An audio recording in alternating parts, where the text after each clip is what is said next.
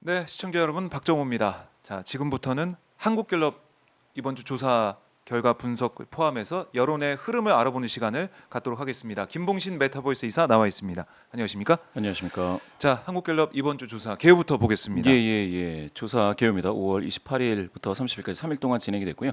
한국갤럽은 자체 조사입니다. 의뢰처가 없습니다. 네. 통신사 제공 무선 가상번호에서 이제 무작위 추출해서 전화면접 조사로 진행을 했고요. 더 자세한 사항은 중앙선거여론사 심의위원회 홈페이지 및 한국갤럽 홈페이지를 참조해 주시면 되겠습니다. 네. 자, 윤석열 대통령 직무수행 평가 예. 지지율 어떻게 나왔는지 한번 보죠. 조금 충격적인 수치일 수가 있겠는데요. 네. 왜냐하면 이게 지금 지난주 대비 3% 포인트 하락해서 21인데 21. 긍정률이요. 네. 부정률은 70입니다. 70. 앞자리가 7이 등장했습니다.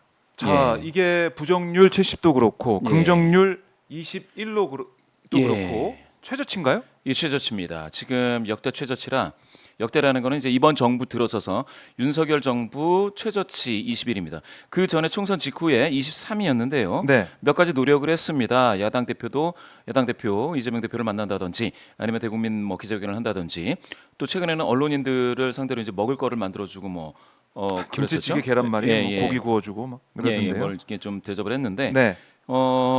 꿈쩍하지 않고 행보하다가 요 격차로만 따지면 이것도 행보죠. 3% 포인트 격차로 하락이니까. 오차범위 안에 있다는 오차범위 안에 격차로 하락이니까요. 네. 횡보이기는 하지만 21이라는 이 숫자는 보면서 깜짝 놀랄 숫자죠. 왜냐? 이번 정부 들어서 최저이고 그다음에 20% 선을 못 지키고 여기서 무너질 수도 있나라는 그런 그렇죠. 생각이 드는 수치입니다. 사실 그렇지 않습니까? 21이 오차 범위 내에서 또 하락한다고 2% 포인트만 하락하면 19죠. 그렇죠. 그러면 이게 10%대로 빠지기 때문에 이 수치는 약간 좀 보시는 우리 시청자 여러분들도 마찬가지이겠지만 많은 분들이 좀 약간 충격을 받으실 수 있는 그런 수치이고요. 이게 한 주 만에 네. 벌어진 일이라고 보시면 될 것 같습니다. 자, 한국갤럽 조사예요. 저희가 이제 한국갤럽 조사를 매주 금요일마다 금요일 이제 오전에 발표가 되기 때문에 따끈따끈한 이 수치를 가지고 분석을 하고 있는데 한국갤럽에서 지지율이 21%가 나왔다. 예. 정말 충격적인데요. 깜짝 놀랄 일입니다. 이게 24에서 21이 됐다라는 거. 그래서 이제 20% 선을 못 지킨다면 네. 이게 무너진다면 이제 10%대가 되는데요. 대통령 긍정률 10%대는 많이 힘들게 되죠. 여러 측면에서요. 그 효과가 어떻게 나타나느냐라는 네. 거는 2016년을 보시면 아실 텐데 2016년에서 24, 20 여기서 이제 17까지 빠지고 17 다음에 5%였습니다. 17 다음에 5%였어요. 17 다음이 그러니까 20%대 초반에서 예. 5%까지 빠지는 게 불과 이제 2주 만에 그 전에 29였죠. 29에서 네. 24 됐다가 그리고 나서 이제 쭉쭉 빠졌는데 거의 뭐 한 달 만에 그냥 한 자릿수로 내려앉았거든요. 예. 그러니까 여기서부터는 아주 특별한 조치가 있어야 돼요. 굉장히 특별한 조치가 없으면 그냥 지금 하던 대로 하면 이거 더 빠질 수도 있습니다. 제가 이제 말씀드렸던 거는 이 수치가 위험한 수치인 겁니다. 네. 위험한 수치가라는 거는 우리가 모래로 이렇게 크게 이제 흐르는 그 냇물을 이렇게 막아보면 알지 않습니까?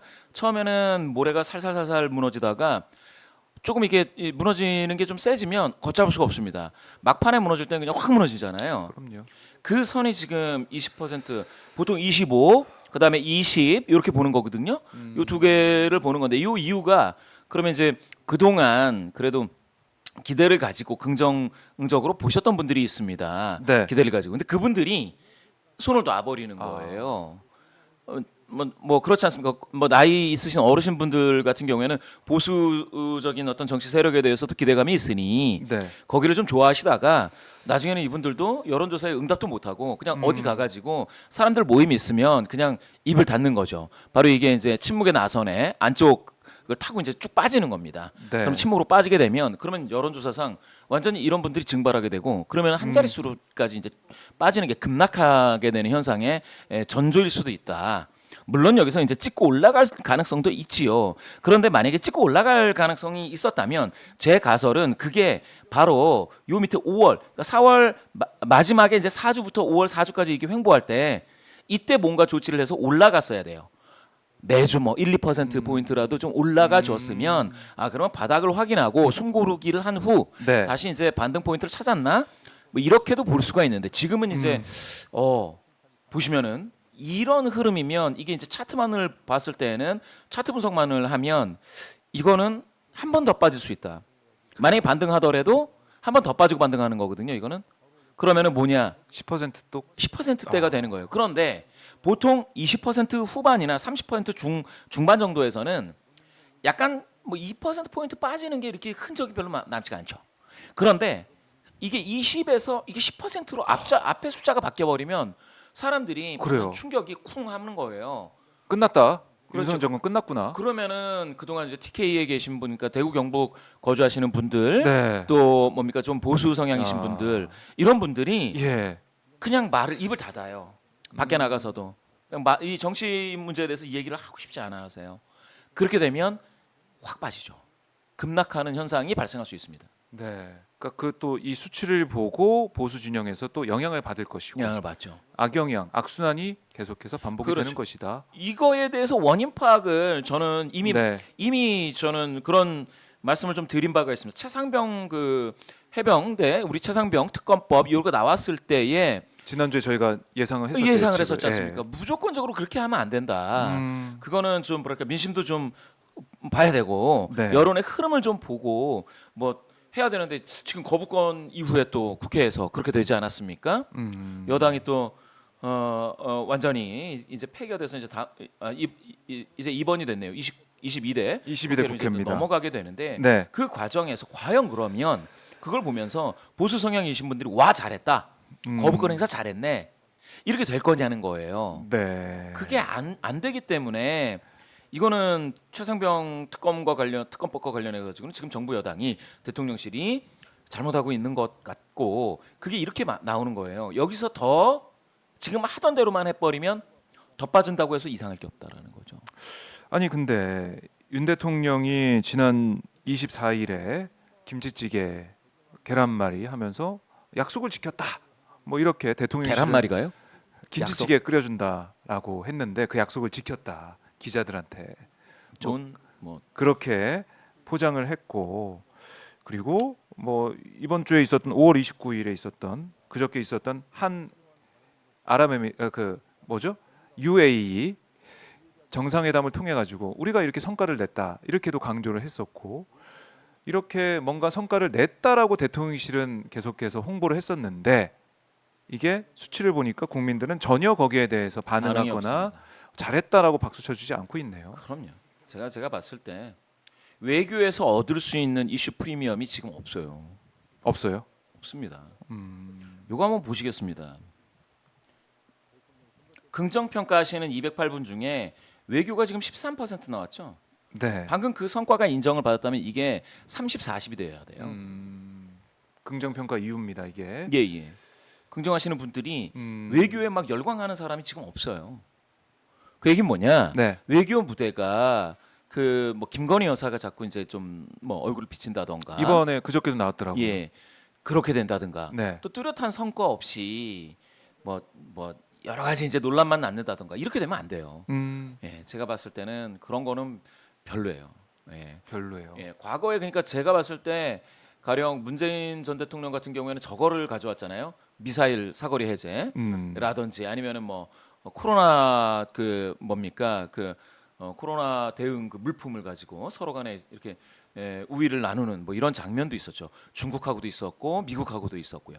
그런 게 있으면 좀 외교가 눈에 띄는데 지금은 성과라고 할 게 과연 있겠느냐. UAE에서 뭐 우리가 뭐 대단한 뭔가를 뭐 금맥을 캤다 이런 것들은 없잖아요. 네. 그 더군다나 그게 좀 민생 경제하고 미치는 영향도 별로 없고 그러니까 자꾸 하면은 김건희 여사를 이렇게 좀 추적을 하고 이렇게 되니까 좋지가 않습니다. 지금 저는 여러 번 말씀드리지만 김건희 여사가 나올 타임이 아닐 때 나와서 오히려 더 하방 압력을 주고 있다라는 아하. 거고요. 언론과 관련해 가지고는 아니 예전에 그 바이든 날리면 논란 때 MBC와 관련해 가지고 이제 조치가 있었지 않습니까? 청와대 대통령실에서요. 네. 그렇게 된 거를 보면 사실 언론과 관련된 근본적인 어떤 기조가 좀 바뀌고 언론과 소통을 그런 방식으로 좀 더 된 상태에서 그렇게 접촉면을 넓히면 좋은데 아니 그러니까 계란말이를 10번을 먹었다고 해가지고 이 정부의 언론관이 바뀌었다라고 할 만한 게 없잖아요. 제가 봤을 땐 그러니까 근본적으로 몸통을 놔두고 자꾸 깃털만 만지니까 이게 좀 그렇다. 네. 핵심을 좀 짚어야 된다. 이런 좀 생각이 들고요. 그래서 지금은 방금 뭐 말씀 주셨던 그러한 어떤 노력, 여러 노력이 있었지 않습니까? 네. 이게 이렇게 됐어요. 이 과정에 방금 말씀하신 그 다 있었죠. 더군다나 저것도 있었죠. 이재명 대표와의 만남. 근데 그것도 준비를 잘해서 성과 있이 뭔가를 했으면 그렇지 않습니까? 네. 그러면은 이게 이 초반에 이렇게 급락했던 34에서 23으로 빠졌던 요 순간을 조금 반등을 잡았으면 네. 이게 이렇게 관리되지 않았죠. 아하. 그러니까 이재명 대표가 왔을 때 뭔가 이제 설명을 많이 하려고 하기보다는 설명 자료를 미리 주고 이거 우리 합의를 보자라고 했었어야 됐던 거죠. 의제 민생 조율이 이슈. 됐었어요. 그렇죠. 그게 조율이 돼서 민생 이슈와 관련해서 우리 손을 잡자라고 해서 뭔가가 있어야 됐고 그때가 정말 기회였어요. 그 의료 대란을 막을 수 있는 아주 큰 기회였습니다. 아하. 그러면 야당도 역할을 해달라고 주문을 할 수도 있었고요.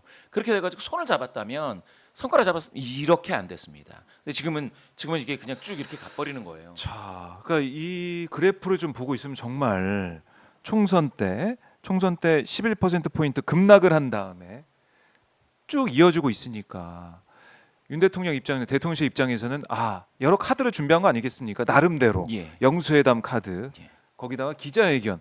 아니 기자회견 한다는 게 뉴스가 될 정도로 많은 분들의 관심을 끌었지만 결국에는 나 특검 못 받는다. 이걸로 끝. 그렇죠.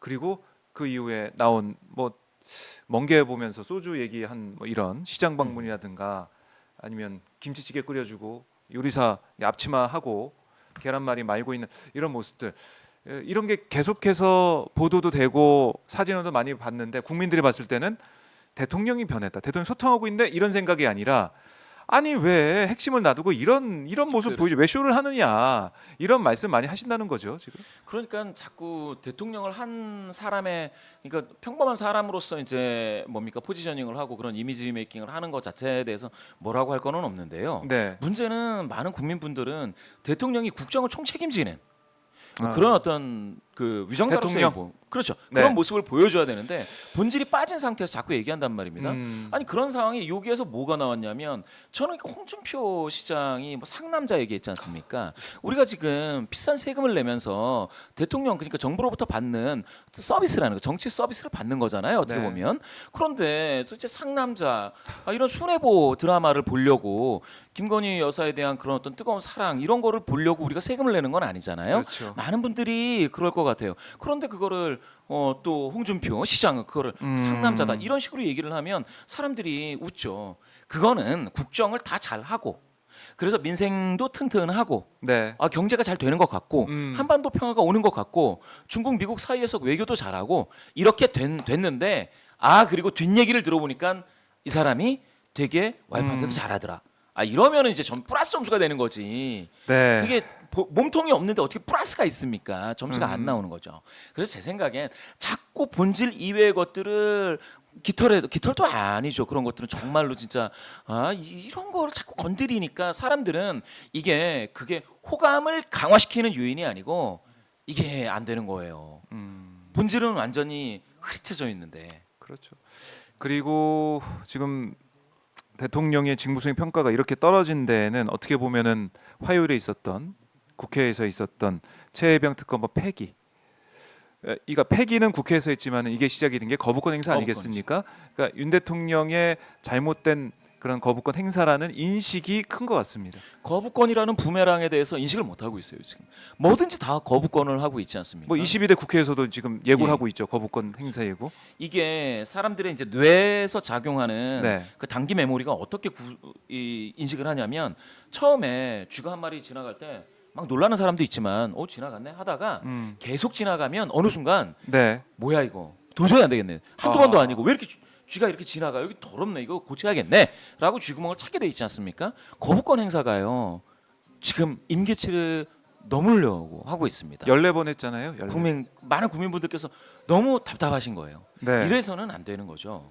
뭐 설명을 좀 해야죠. 그러면 많은 국민분들은 그 뭐 행사 같은 거를 그렇게 하기보다 네. 조금 뭐라고 해야 될까요? 언론인도 오고 또 뭡니까 교수님들 이렇게 지식인 사회하고도 소통이 돼야 되는데 제가 이 지식인 사회하고 소통하는 걸 못 봤거든요. 언론에도 마찬가지고 지금 와가지고 계란말이 가지고 소통이 잘 안 될 겁니다. 그러니까 국민분들을 모시다가 예전처럼 국민과의 대화도 좀 방송국을 통해서 좀 하고 네. 예? 그래서 질문을 허심하게 받고 해야 되는데 지금 제가 봤을 땐 이 소통 잘한다라는 얘기 듣기가 어려워요. 어렵다. 이거를 한번 보시면 되는데 네. 여기서 지금 어딥니까? 잘하고 있다라는 여기서 부정평가한 솔직함 거짓 없는 이거 있잖아요. 이유. 네. 여기 4% 이번에 아, 긍정평가 긍정평가에서 208명 중에서 긍정평가하신 분, 진실함 뭐 솔직함 거짓. 이거 뭔가요? 이거는 뭡니까?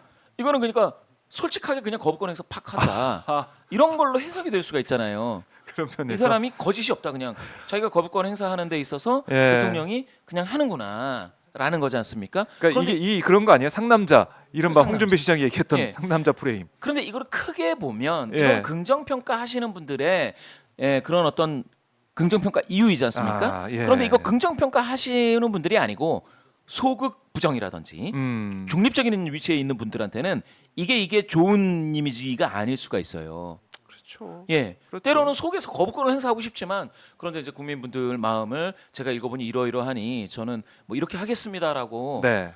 때로는 국민 앞에서 무릎 꿇고 그럼요. 그렇죠. 그래야 되는데 그게 아닌 거죠. 지금 이렇게만 보면 야. 자, 부정평가 이유로 그럼 옆에 있는 걸 잠깐 좀 보게 부정평가 되면 이유를 보시면은 야, 거부권 거부권 행사가 행사가 있네요. 이렇게 뚜렷하게 나타나고 있습니다. 이게 이제 최혜병 특검법에 대한 그렇습니다. 국민들의 비판의 목소리. 정확하게 보셨습니다. 여기 보시죠. 해병대 수사 외압. 해병대 수사 외압이 이제 아예 이제 떠버리는 등장해 있는데 예. 결국 윤석열 대통령이 이중섭 전 장관에게 전화했던 그러게요. 1시간 사이에 3차례나 연달아 전화했던 이 부분. 지금 언론에서 계속 나오고 있습니다. 네. 그러니까 여론에서 아, 바글바글 이제 끓기 시작하는 거죠. 부글부글 예. 끓고 있는 상황이고. 맞습니다. 그러니까 해병대 수사 외압과 거부권 행사 이게 이제 연관이 돼 있다라고 볼 수가 있는데 예. 그렇다 보면 결국 윤 대통령이 최혜병 특검법 거부를 했는데 알고 봤더니 이 수사 외압의 몸통 아닌가? 그렇죠. 국민들이 이렇게 생각하기 시작했다. 이렇게 볼 수도 있겠네요. 그렇죠.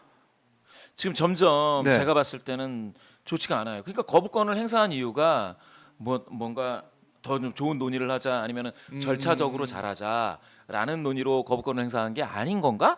라고 그렇네요. 되면 그렇네요. 이거는 이제 혐의 인식이라는 게 있잖아요. 네. 저거 봐라. 혐의가 있는 건가? 이런 식으로 그렇죠. 인식을 하게 되는 거잖아요. 자꾸. 그러면은 계속 부정평가가 강화되죠. 부정 인식이. 이게 이 사안이 이렇게 뭐 통화 했네로 끝나는 게 아니고 지금 언론사마다 각기 이제 단독 보도 나오고 있는데 결국 의혹의 핵심 정점엔 대통령이 있다는 게 계속 강화가 되고 있다. 언론에서 계속 나오죠. 국민분들은 그거를 보시면서 혐의를 어디 둘지 모르는 혐의 가지고 왜 이렇게 어디에다 혐의를 둘지 몰랐는데 이렇게 시끌시끌하더니 결국 언론이 어딘가를 지목하는데 그 지목하는 곳에 네. 윤석열 대통령이 있는 건가? 라는 혐의 인식이 있습니다. 이게 이제 강화되면 점점 강화되죠. 그리고 그 아래 보면 김건희 여사 문제로 김건희 여사 3%가 이게 됐어요. 빠지지는 않아요. 그러니까 맨 처음에 1% 내려간 적도 있고 예. 했는데 예. 김건희 여사가 등장한 다음에 다시 공개 행보를 시작한 다음에 오히려 3%도 올라갔어요. 그렇죠. 부정평가 이후로. 그치. 그럼 이 말은 뭐냐면 그 뭐 긍정평가한 지지층 빼고는 예. 중도층 플러스 진보 진영에서는 김건희 여사가 행보하는 것에 대해서 이러면 안 된다. 그렇죠. 계속 이거는 나오고 있습니다. 예. 근데 다음 달에 또 아프리카 간다고 하던데 순방 이거 어떻게 될까요? 글쎄요. 제가 참 거의 뭐 이제 말씀드리기 답답한데 지지율에 마이너스가 예. 될 가능성이 크다라고 볼 수가 있겠네요. 이렇게 보면. 과거에 예. 모든 그 뭡니까 필리핀에서도 그랬고 예전에 화려했어요. 화려했지만 결국 그 화려했다고 해가지고 네. 모든 걸 감출 수가 없게 되기 때문에 잘하는 게 중요한 거예요. 화려하게 다니는 것보다. 저는 그래서 김건희 여사의 이 문제가 이렇게 언급되는 거는 이거는 보수 쪽에서 보면 굉장히 큰 굉장히 큰 문제예요. 이 리스크예요. 리스크. 예. 그러니까 지금 해병대 특검법에 대해서 국민들의 의혹이 커지고 있는데 김건희 여사 관련된 문제도 이것도 이제 조금 전에 이성윤 의원이 김건희 여사 종합 특검법을 발의하는 그 현장 저희가 중계해 드렸지만 이것도 이제 불거져 있는 거 아니겠습니까? 불거져 22대 있죠. 국회에서 다시 네. 한번 그러면은 또 이거는 거부권을 행사할 거냐 거기에 대해서. 도대체 이번 정부 들어서 네. 그 이 영부인 리스크가 없었던 시기가 도대체 언제인지 음. 계속해서 네. 있어 왔고 김건희 여사 문제 지금 3%지만 사실은 김건희 그 여사 문제와 관련해서 그러면 요것만 단독으로 물어보면 네. 문항 따로 하나로 그러면 그러면 이거는 또 뭐 예전에 보면 낮아야 55% 네. 높게 나오면 거의 한 60 몇 %가 음. 사실 김건희 여사와 관련해 가지고는 별로 좋은 방향으로 응답하지 않습니다. 아. 그러면 이쪽으로 많이 쏠려 있는 거예요. 그러면은 아이고 참 이렇게 되면은 최혜병 특검법에 대해서는 대통령이 의혹의 중심에 서 있게 되고 또 김건희 여사 관련된 의혹, 뭐 도이치모터스 주가 조작 의혹이라든가 양평고속도로 의혹이라든가 또 명품백 의혹 등등 해가지고 이런 것도 김건희 여사가 핵심 의혹 중심에 있는 거 아니겠습니까? 대통령 부부 리스크라고 좀 이 정도면은 그러게요. 부를 수밖에 없는. 저는 그러니까 이 보수 정치 이 세력이라고 하는 국민의힘이 네. 참 이게 윤석열 대통령에 대한 그 오마주의 표현으로 이렇게 방어를 하는 거 이게 도대체 얼마나 갈지는 사실 잘 모르겠습니다.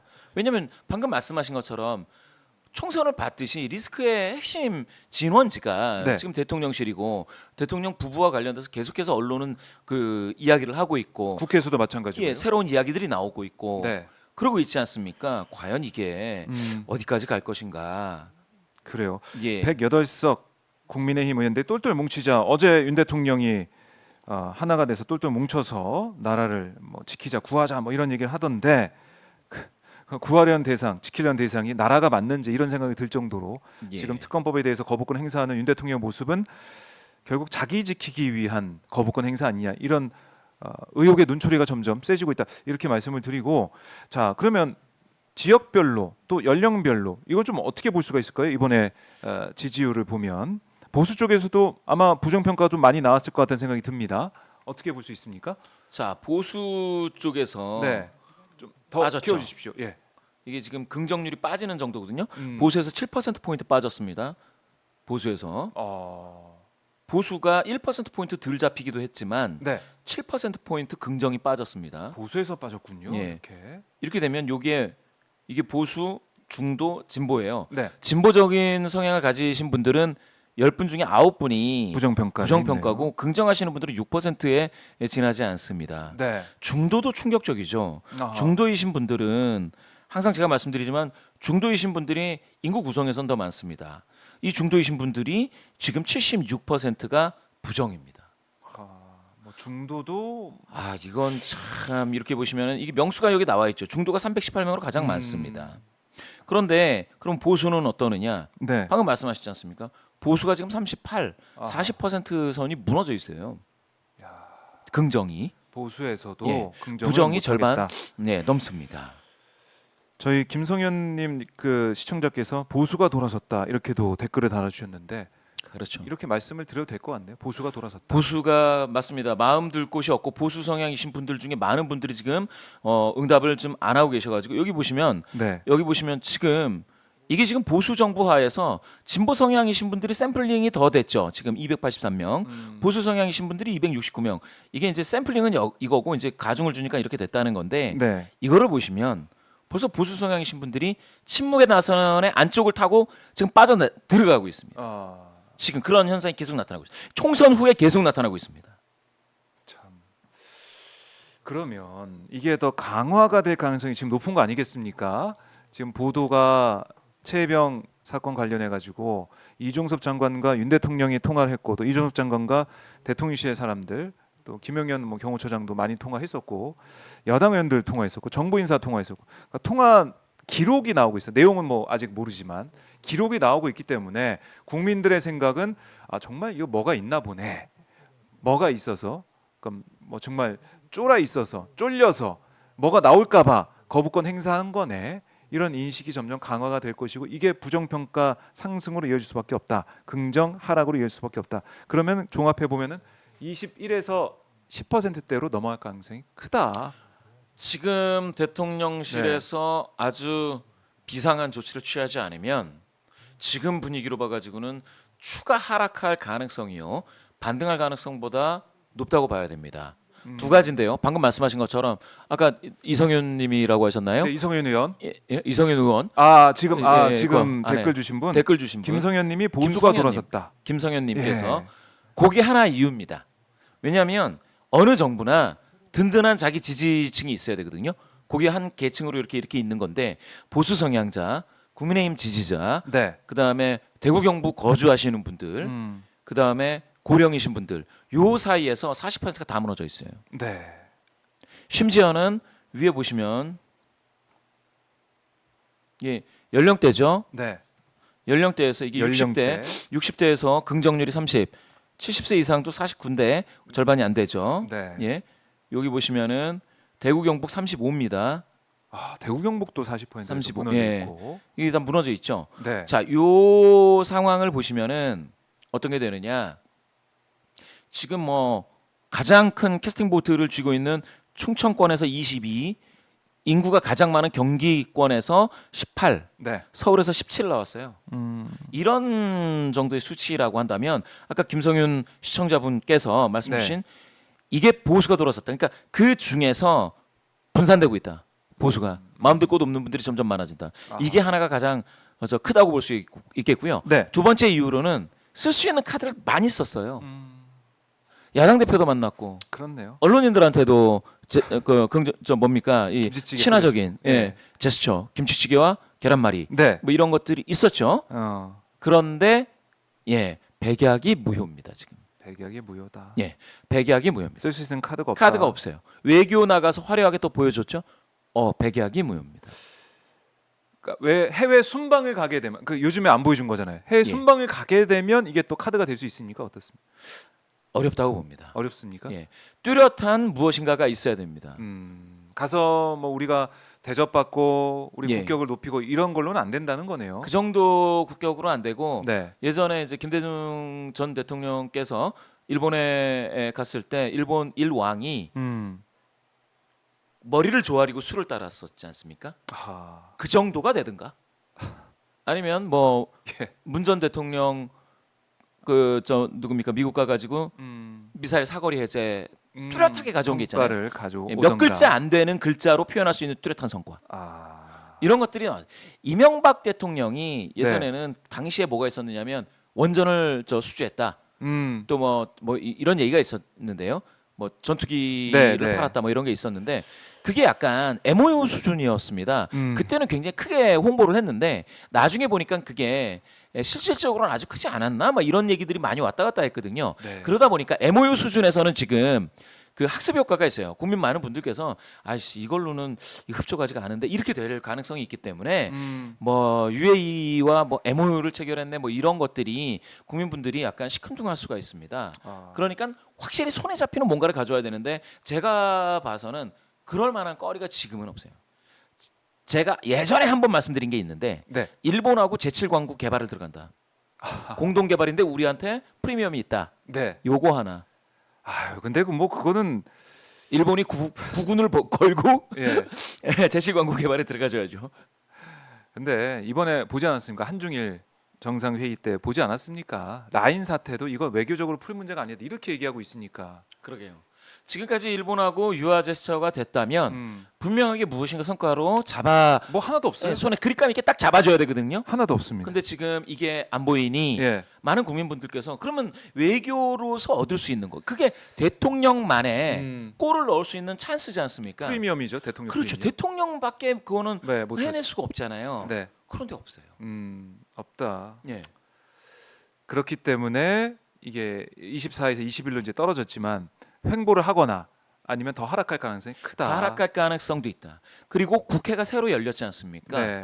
이 국회에서는 이제 그 야당들이 아주 그냥 덤비려고 마음 먹고 있는 국민께서 회초리를 주셨으니 내가 한번 먼저 가서 내가 때리겠다라고 하는 야당들이 막 생겼어요. 막 생겼어요. 그래서 제가 봤을 때는 정부 입장에서 그러니까 대통령 입장에선 지금 더 불리해요.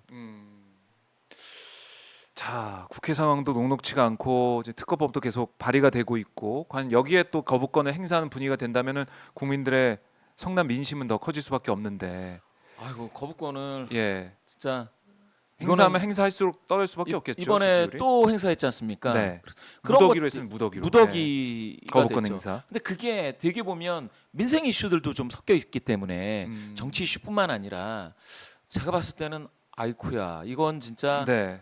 이거 어쩌려고들 지금 이러고 있는 건지 어디서 여론- 나오는 자신감인지 이런 그렇죠. 생각도 여론을 좀 들고. 보셔야 돼요. 자 다시 한번 저희가 그 그래프 한번 잠깐 볼까요? 그래프를 한번 보시죠. 그래프 한번 다시 한번 보겠습니다. 그래프가 사실은 우리가 상상하지 못했던 한국갤럽 조사에서는 뭐 한 몇 달 전만 해도 상상하지 못했던 상상하지 그런 못했죠. 그래프죠. 사실은 예. 요게 지금 부정률이 앞이 7이 나왔습니다. 7 이건 어떻게 봐야 됩니까? 부정률 70%? 이게 그러니까 여기서 긍정률이 더 빠지잖아요. 네. 10%대로 빠졌을 때 부정률이 75에 달하게 됩니다. 그거는 뭐냐면 부정평가하시는 분들이 4분 중에 3분이라는 거거든요. 네. 그러면 우리가 밥 먹으려고 이제 앉아 있거나 뭐 회의하거나 4명이 앉으면 이게 한 명도 안 되는 거예요. 긍정하는 사람이. 이 사람이 말을 못 해요. 그렇죠. 이렇게 되면 뭐냐면 공직 사회가 음. 완전히 얼어붙습니다. 공직 사회가 진짜 완전히 얼어붙어요. 네. 제가 이런 말씀 드렸지 않습니까? 2016년에 대통령 긍정률이 20% 선이 무너지면서 17을 딱 기록했을 때 네. 검찰이요. 그 전에 물론 수사를 하고 있다가 대통령실 압수수색이 들어갔습니다. 그랬더니 대통령실이 문을 걸어 잠그고 네. 저항했죠. 결국 뭐 이미재 추정식으로 내긴 했지만 예.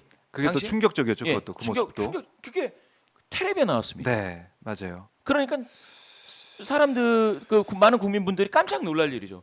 검찰이 대통령실을 압수수색한다라는 소식이 속보로 떴을 때 네. 이게 뭔가 세상이 바뀌는구나 아. 라는 것들을 그런 충격을 얻게 됩니다. 지금 그게 그 직전일 수가 있습니다. 잘 보시면은 이 당시에 몇 번 17까지 빠졌을 때가 네. 예 그러니까 20% 초반이었죠. 24, 3, 4였으니까 지금 그 상황이 또 다시 보이는 건가? 라고 할 수도 있죠. 그러면서 부정률은 70% 선에 지금 닿아 있습니다. 70% 선에 닿아 있다. 예, 자, 그 당시가 떠오르기도 하고 맞습니다. 검찰이 움직일 것이냐. 근데 검찰이 움직일 가능성이 있기 때문에 민정수석실 부활시키고 또 이현석 총장의 뭐 이 손발을 꽁꽁 묶고 인사를 해버리고 이렇게 좀 준비를 하는 느낌도 들고요. 검찰을 옥죄기 위한 그러니까 그걸 좀 막기 위해서. 그렇죠. 근데 만약에 예. 그때 모르겠습니다.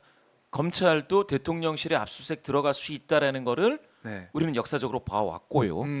국민 정서는 그렇고 지금 대통령실에서 인사를 가지고 검찰총장을 압박한다고 했을 때에 검찰총장도 언젠가는 무슨 선택을 하더라도 선택은 해야 되는 상황이 될 수가 있는 거죠. 네. 예. 검찰이 어떤 선택을 할지는 모르겠지만 일단 윤 대통령이 그 당시의 상황을 아마 박근혜 탄핵 과정을 다 이제 복귀하고 알고 있을 거 아니겠습니까? 그렇죠. 그걸 막기 위해서 어떻게 하면은 막을 수 있을지, 어떻게 하면은 그런 전철을 밟지 않을지 생각을 하면서 국민의힘 의원 연찬에 가서 맥주로 건배도 하고 뭉치자 이런 얘기도 하는 것이고 또 검찰도 뭔가 인사를 통해 가지고 다 잡아놓는 그런 느낌도 좀 들고 어떻습니까? 이게 그 전철을 밟지 않게 해서 노력은 하고 있는 것 같은데.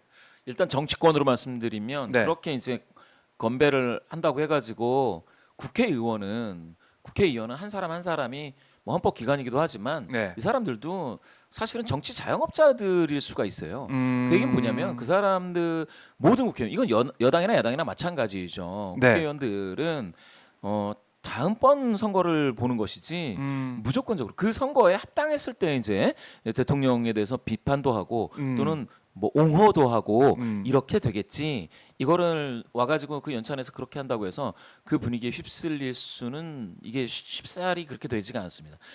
이탈을 막겠다라고 하는 뭐 그런 노력은 이해는 되지만 그게 이렇게 현실적으로 다 같이 모여서 맥주 한잔 마셨다고 해서 이렇게 풀릴 일은 아닌 것 같고요. 예. 그리고 나서 검찰 조직도 저는 마찬가지라고 보거든요. 예.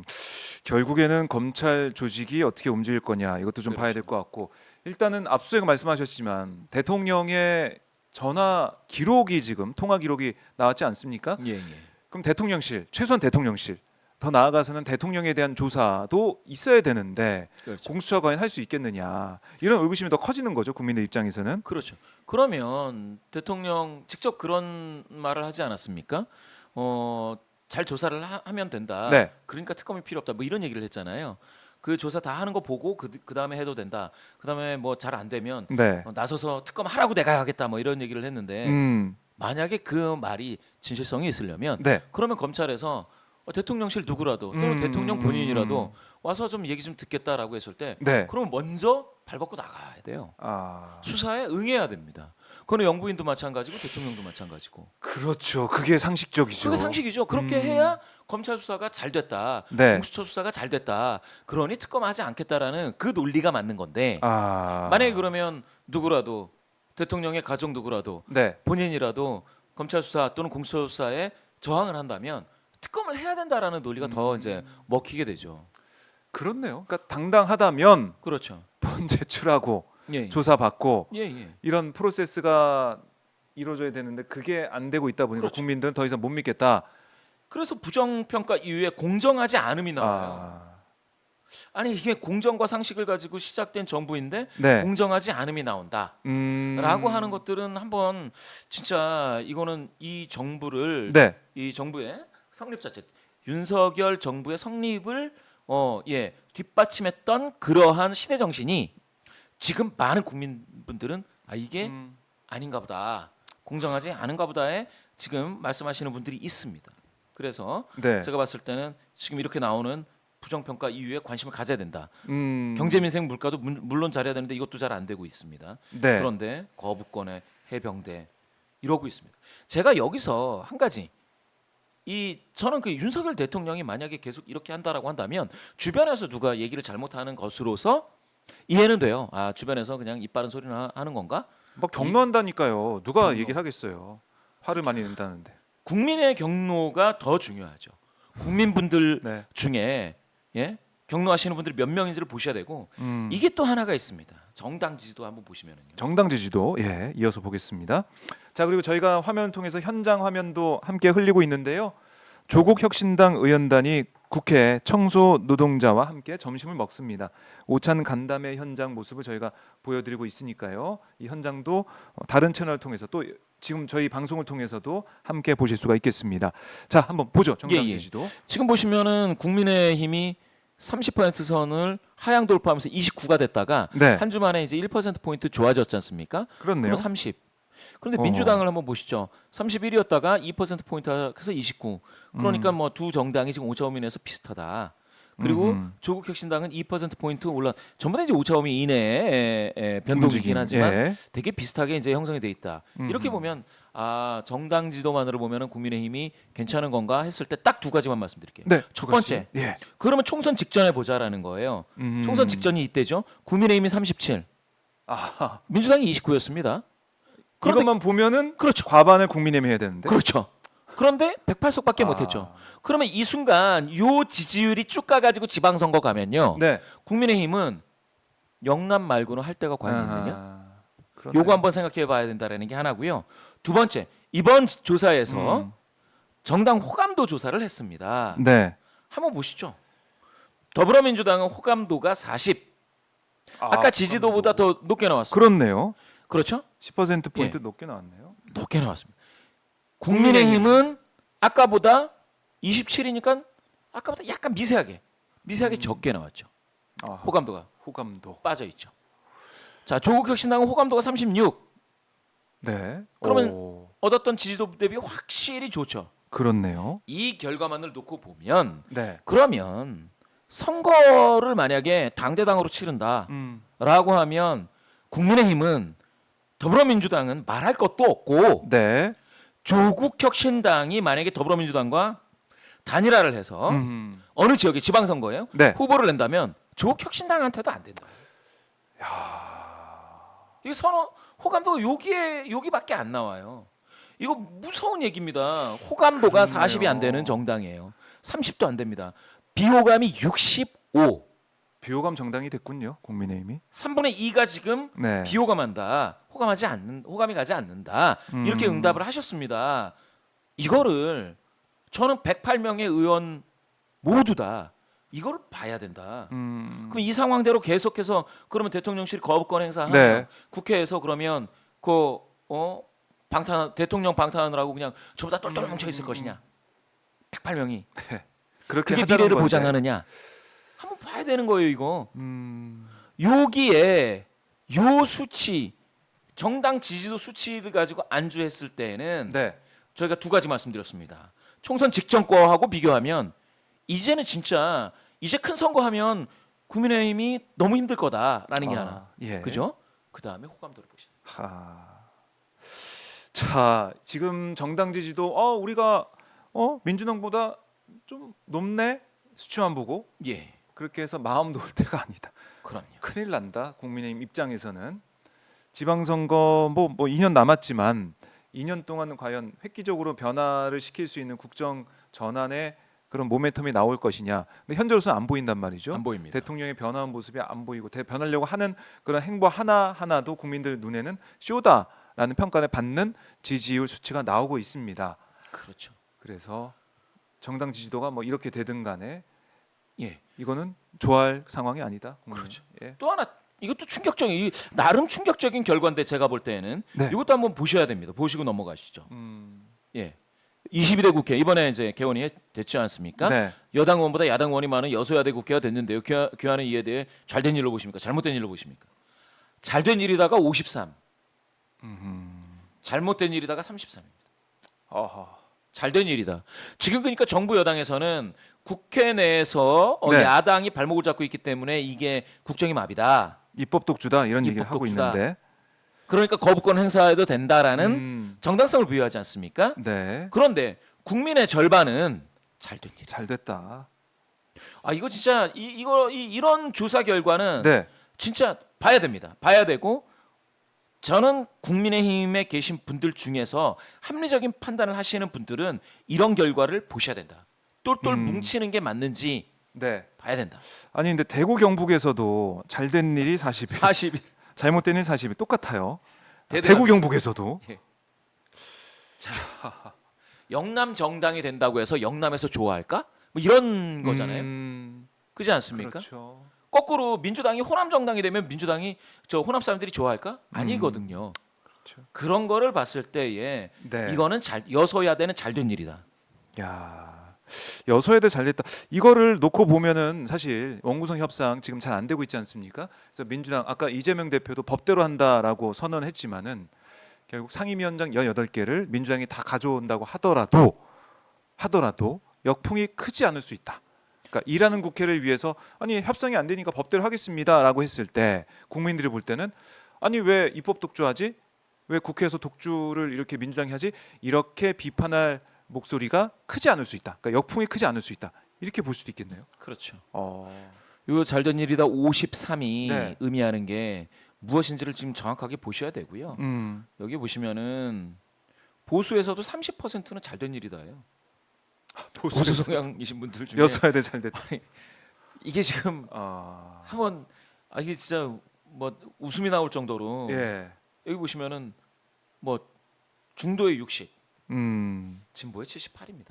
여소야대가. 그러면 방금 말씀하신 것처럼 네. 그러면 야당 중심으로 국회가 흐를 때 그런 일을 할 때 예?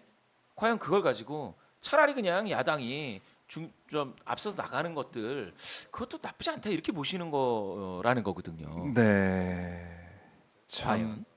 오늘 이 한국갤럽 조사 결과는 여러모로 시사하는 바가 큽니다. 예. 과연 이 결과를 보고 대통령실에서 특단의 대책과 특단의 국정 방향 전환을 내놓을지 이건 좀 봐야겠지만 현재로서는 뭐 크지 않아 보이기 때문에 이 흐름이 어떻게 이어질지 예. 다음 주 6월 첫째 주 조사 결과 너무나 궁금한데요. 다음 주 있습니까 없습니까? 조사 결과 발표가 한국갤럽이 다음 주요? 있죠. 있나요? 예. 목요일에 현충일이라서 아 없을 수도 있겠네요. 잠깐만. 네. 그러네요. 없나요? 건너뛰네요. 이거 이거 이거 좀 다음 주에 추이를 좀 봤으면 좋겠는데. 휴일이 있었는지 몰랐습니다. 안 쉬다 보니까. 네, 그래서 6월 14일에 예. 가지만 저희가 그래도 이제 다른 여론조사 이런 게 나오기 때문에 예.